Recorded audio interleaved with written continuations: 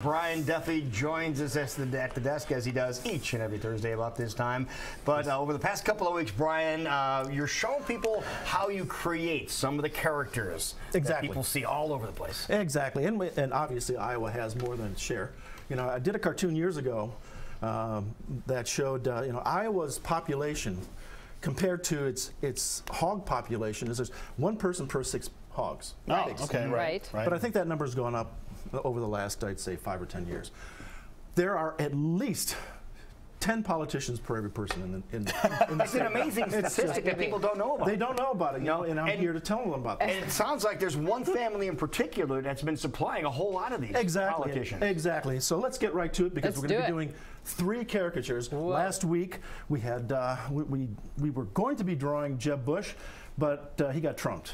So, so we're going to go into the Bush family, Bush 1, Bush 2, and the possibility of a Bush 3. Once you've drawn one, is it easier to draw the other two? No. Oh, because they're completely different. Well, as you'll see, they're I was going to say, let's see. Okay. Start us off so here. we're going to start out with Senior George H.W. Bush.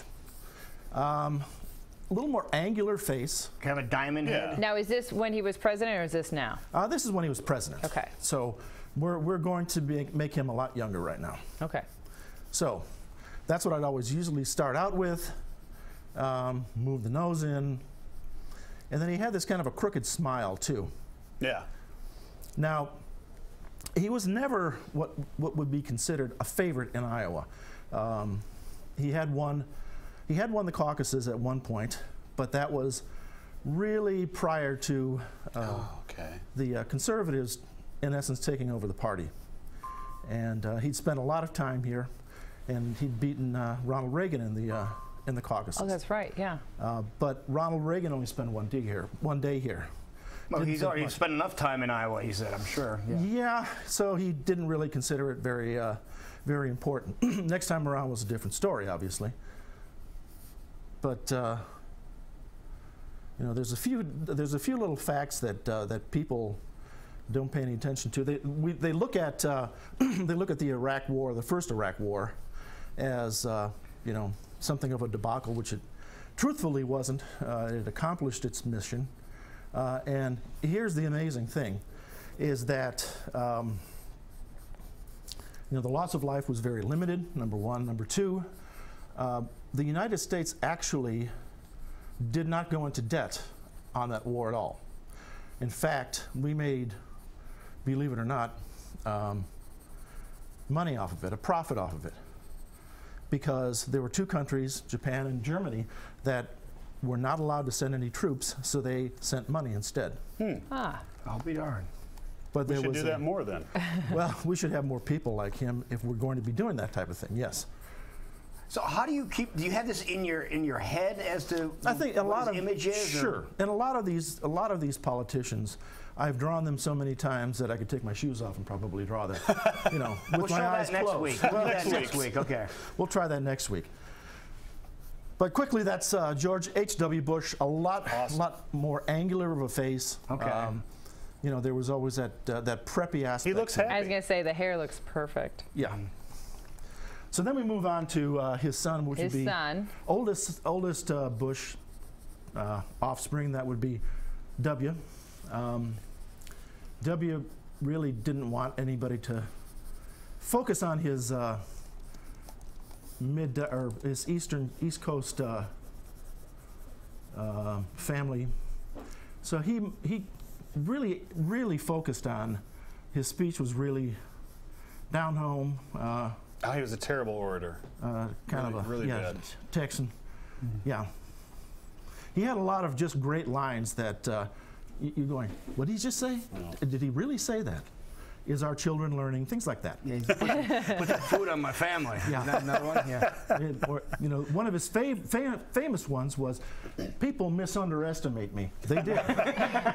Strategery was another. Yeah. Nuclear was another one. Nuclear, yeah. The won't get fooled again line. Don't fool the fooler. Fool me once, won't fool me twice. Won't fool us again. Something like that. As he stumbled. We used to play that before we played the Who, Jason. Really? Fooled again, yeah.